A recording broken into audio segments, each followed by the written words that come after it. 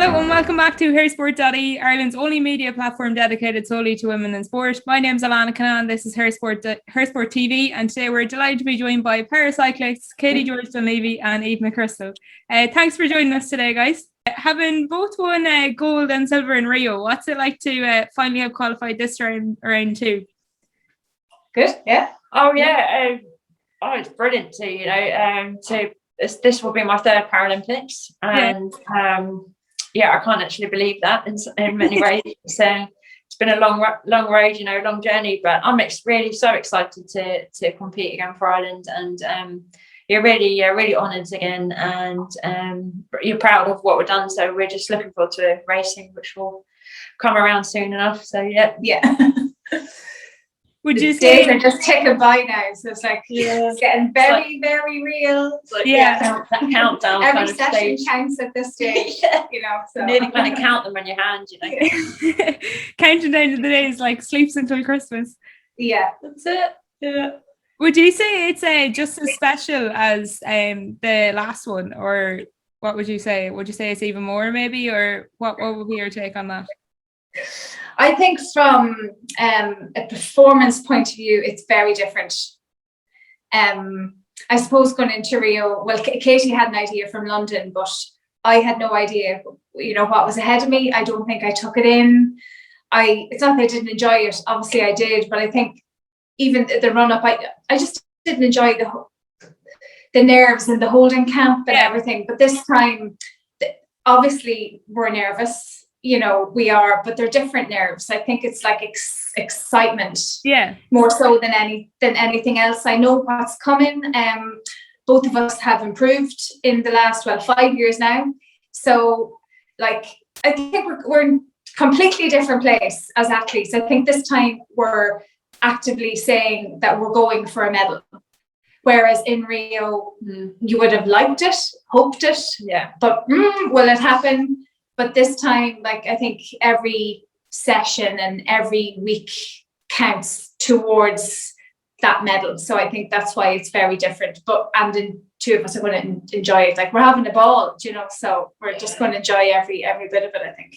Yeah, it's great to hear. And I mean, I suppose this time around, by the sounds of it, you seem to be taking it all in, I suppose. But did you ever think of giving up after the last one? Or was this one always a target in your minds as...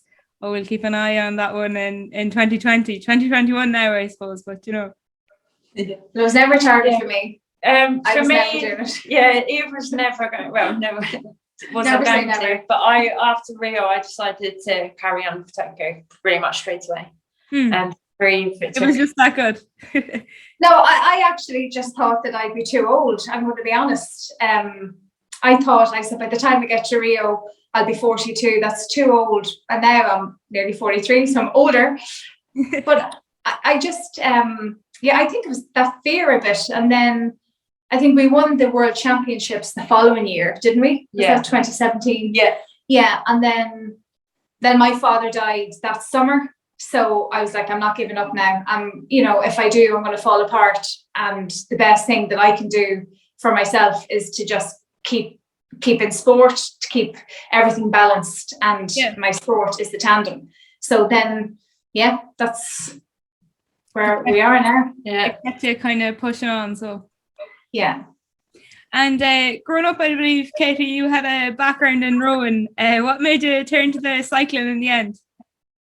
I rode for a number of years, and actually I was trying out for Beijing and rowing and London, and I missed out. And I was trying out for the Irish squad for in terms of trying to get to London 2012, and I missed out selection for the World Championships in 2011. And I got asked,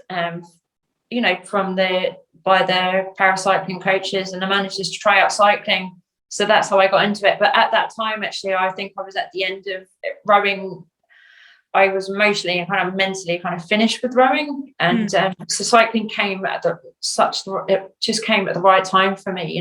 One door closed, another one opened, and I just embraced the opportunity and just gave it a go. And that was 10 years ago this year. So I'm so glad I did, because I absolutely loved it. As soon as I got on the bike or back of the tandem, I absolutely fell in love with it straight away. And I loved the thrill of, the road racing, and I loved the speed of it. It was just, I loved rowing, but just cycling, it just came at the right time. And I still had that drive in me that I wasn't able to, I did compete in rowing, but there was just so much more that I still wanted to give. And I just had such a drive in me. And so I was able to transfer it to another sport, and that was cycling. Yeah, it's amazing that new challenge was something you were able to excel so much in. I mean, doing it on such a level in one sport and then going into another sport, it has to be admired, I think, anyways. Thanks. Yeah, thank you. Eve, for yourself then, what was the eureka moment, that you knew you were going to give everything to the cycling? I was late into cycling, I suppose, in my late 20s, and I did triathlon. So I did 2 Ironman events. But kind of at the same time, I had 2 children. It was all in the space of 3 years. I had 2 kids, 2 Ironman. And then the kids were so small, the 3 disciplines just wasn't feasible for me. I was always strongest on the bike. So I just said, I'll just stay on the bike. And I did, and I went to the national championships local to me at the time. It was in Carlingford, and Katie was actually there at the time. Her pilot had just retired from cycling, and there was a space, and I medalled there. So on the back of that medal, I was asked to try out for the seat, and I did, and that's really it then. I loved it. I love the team aspect of the tandem. I think I excel better in a team than I do nearly solo. So it just suited my personality. So yeah. And on that kind of team aspect, how did the matchup come about?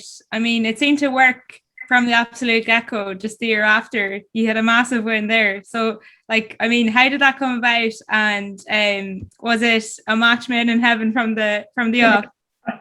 Well, when I got the seat, I suppose, on the tandem, Katie has family in Swords, and I went up and I travelled up to Swords, and the tandem was there. And thankfully for me, Katie was an established stoker, so she was able to guide me on what to do, and we just took off from there. And yeah, I think the 2 of us, as Katie said, she's very driven and so am I, and we always wanted the same things. We always wanted to be the best that we could be, and to maybe in a couple of years win, So we were just, I suppose, ready for the challenge together. We've been through so much. Like Katie had injuries, and it was hard, there was ups and downs, and in personal life and stuff. But we always kind of came back to the center, which was that drive to succeed together. So. And that's how we get on. Yeah. Do you know, really? What do you think? Yeah. So when Eve, when she first got on the tandem, and so my pilot retired off to London, and so Eve came on board, and I just knew, we just, like you said, we're very driven, and I need, as a stoker, I need someone on the front of the bike, because we're both individual athletes, but you need the pilot to want, and to aim high as well, and want to achieve the same things, and to be driven, because you can train as hard as you like, but the other person doesn't, and you're not going to be beating the other 2, the other tandem riders out there. And I just knew Eve's, her just, it's the work ethic and the drive, and it's like hurting yourself. It's cycling's such a sufferfest of a sport. You have to hurt yourself a lot, and we've seen each other hurt, and when it comes to racing, you have to. And so I knew, and she wanted to carry on, and I just knew that would hopefully good things would happen. And the results have shown that that's the case. The determination has definitely stood here both. You talked of there, Eve, the difference in solo and tandem. What would you quantify those as? And you say you prefer it more. Would that be fair to say? I just think, do you know what? It's just so much more fun together, because I think, as Katie said, it's sufferfest on the bike, which it is. But when you're doing, say, a time trial, and you're doing a full gas effort, say for 10 mile, okay, so 20 minutes, maybe in around 20 minutes that would take.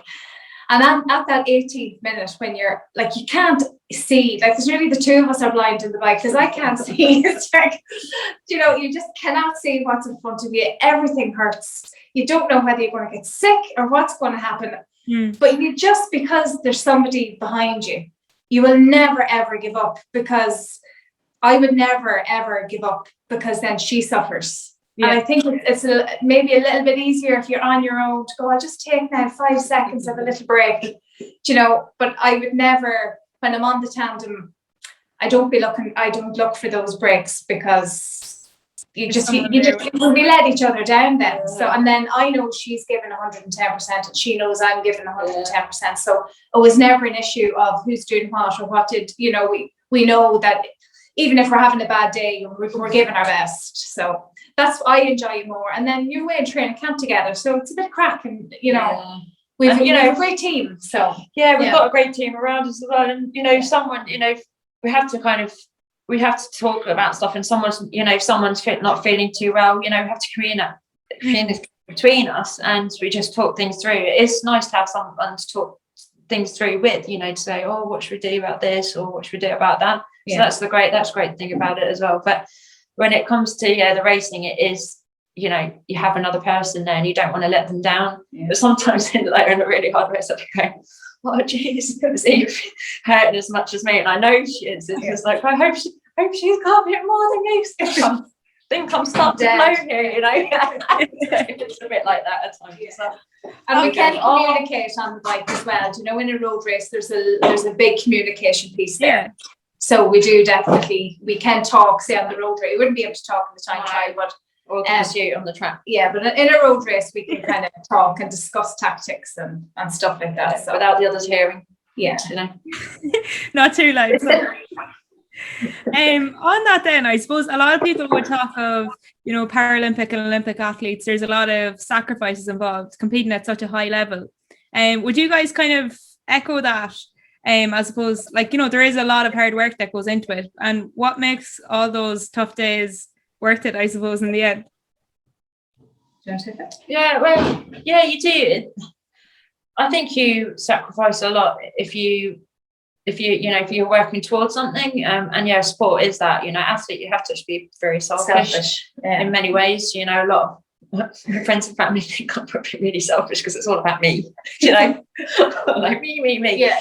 But that's just what you have to do. And, you know, in that 4 or 5 year cycle it has been for us since Rio, it has been like that, and especially the last 2 years coming into Tokyo, you do make sacrifices. You do probably miss out on a lot of things, but I look at it as it, what are you going for, and it will be worth it. You'll look back and it'll be worth it, and you've got the rest of your life. You know, it's only really a short amount of time in your life that you're doing this for, and I think we're privileged to be in this position. There's not many people that are, you know, it's very unique. So just make the most of it, and yes, you make sacrifices, but and as well as that, like for Katie, I suppose being partially sighted, like I suppose like you'd echo this, that you could show maybe other children, you know, partially sighted or blind, that, oh, I could do that. Like, you know, she's in the back of the bike. That's something I could do. Like Katie has made, and I'm a career of the last couple of years, made her career out of this. This is her job. So actually being a stoker on a tandem is a job. And if you do well, it's a well-paid job. So, you know, and you only get that when you work extremely hard. And just because it's the Paralympics or Katie's disability, she doesn't work any less than anybody. In fact, she's more obstacles in her way in order to achieve, which I think is, you know, like hats off to every Paralympian and disabled athlete, because they do have bigger challenges. That's just my opinion, being, you know, not disabled within Paralympic sport. So and I'm very proud. And you see on that kind of rhetoric, so like Paralympians and para-athletes, like you've represented Ireland, you know, consistently since 2014, and have medalled consistently too. Do you guys think you get the recognition you deserve? Woo! No. I'd agree. but you can't dwell on it because you put your head mad. I think probably certain athletes do get recognition and others don't. Yeah. But if you concentrated on that, you'd never succeed. So, but I'd like to see, I would just like to see more media get behind Paralympic sport. It is so exciting. We have a guy on our team, Gary, he's a hand cyclist, and it would take your breath away watching him race. And like, it doesn't, that's the long and short of it. There's no point in it, doesn't get the same recognition at all. No. Why would you say that is? And like there needs to be more done to improve upon that. Like, what do you think personally would be the way to go? Or do you have a thought on it? Well, the 2020 campaign was huge for women in sport. Yeah. So unlike yourself, obviously. Yeah. You know, so like that's driving women in sport, and that's amazing. What do you think? And Paralympic sport is, you know, it's kind of newer than the Olympics, so it's still growing, and every 4 years it is getting seen more, and you know, it's televised more every 4 years, and yeah, so it is improving, it is getting better, but Ireland are a little bit behind, I think, compared to other countries as well. And just like as important as you said it was, Eve, let's say in relation to you, Katie, like someone seeing that role model in the media, how do you kind of feel about that kind of weight, I suppose, being on your shoulders, or do you kind of think about that on a day-to-day basis? Or not on a day-to-day basis, like not that you go home every day and kind of take it in, but you know what I mean? Like in your daily life, like do you kind of think about that, or do you just focus on your sport and just that's the way to go? I don't think about that, no. Yeah. But as a role model, of course I do. I wouldn't put anything, you know, out there that, you know, like, you know, you inspire other kids. Like, I wouldn't put anything. Inspire other kids. Absolutely, like inspire. You know, if I had aspirations when I was, you know, young, I didn't really. I got kind of into sport and thought I'd be good at it. You know, when I was a bit, say, teenager, but when I was a kid, if I saw someone like myself, it would have been a huge aspiration. You know, it would have really inspired me. You might have started earlier then. Yeah, possibly, but I think when you're a kid, you don't sometimes start the sport competitively too young. Well, I did, but you know, it was only when I was a bit older I kind of realised to aim for this. Later, like, and Eve, you talked of the 20 by 20 movement there. You know, and you were kind of very vocal, I suppose, at the time, saying, you know, that you can do it all. You can be a mum, like you were saying earlier, and be a successful athlete on the world stage and be a role model. How important do you think that is to portray that to the next generation? I think it's huge because, like, I have 2 children, and it's not easy. Like, my biggest downfall challenge for me is recovery. So I don't get an awful lot of that with the kids and their own activities and everything. I'm lucky and that I don't have to work. I've taken a career break, so I'm not the working mother athlete. You know, I'm not superhuman. I'm not working. I'm solely focused on the bike, but it's still a lot. And you know, when I'm away, you just feel this like mom guilt of being away from the children for 3 weeks, and I'm only home for 9 days, and I'm away for 5 weeks. But you can do it, and it makes me. Sport has made me a better mother, and it's made me a better person. I believe it has. You know, I think I'm in better form when I'm on the bike. I get my bike done, I come home, and things just happen better in the house, I think. I don't know how, you know, but it's difficult, but everybody has their challenges. So Katie has her challenges with her sight. I have my challenges at home trying to juggle 10 balls in the air. But doesn't that kind of make it all worthwhile then? Yeah. You know, because then when you get the medal, then you're like, I'm so bloody damn proud of myself that I did that, and that I've shown that this can be done. Do you know, there's so many Irish women out there with children. Do you know, so your life doesn't stop when you give birth. You know, I got stronger after I give birth. I think you're more focused. When you're in your 20s and you've no kids, I just don't know whether, well, I wasn't focused when I was in my 20s and I've no children, so I don't know about anybody else. And in your run out in Portugal recently, you guys said you were disappointed with the silver. Gathering how driven you are, Do you think, what would you attribute that to? Me making an absolute hymns of the race. Like I did. Katie's just trying to make me feel better. No, we hadn't raced in 2 years. It was 2 years we hadn't raced. Yeah. There was far too many corners for my liking. I bottled it a bit, and the best we could do on the day, because I had a very good stoker on the back, was second. But look, these things happen. You can't win them all, and I think it just shows that you just don't rock up the World Championships and win a gold medal. Yeah. So there's an awful lot more to cycling than just going out riding your bike fast and hard and winning. There's technical elements that we have been practicing since Eve's mess up. And I wouldn't say we were disappointed at such. No. Like, silver medal so hard. Yeah, I think we were current. We were world champions, current world champions, 2019 going into it. So we had that. I don't know, expectation. I don't know that. Yeah, I get it. Yeah, hopefulness in ourselves, but then it just didn't happen. And we didn't have a great ride. So. We were disappointed in that way, but a silver medal and 2 silver medals are fantastic. Another 2 world championship medals we got. Yeah. And always I think you learn a lot from when you don't. So if we got that gold, I don't think we would have learned from that. So we learn. You learn from your mistakes, really, don't you? And you make mistakes. Nobody does things perfectly. Still make mistakes. And I'll not ask you what the tactics are to keep them on the QT, but you've kind of laid your cards on the table. What would your ambition be over the next few weeks at the Paralympics? To go as fast as we can in every race and get the best out of ourselves. Yeah. If that's a medal, medals. Yeah, brilliant. If we can get out what we know we can, and we couldn't have done more anymore.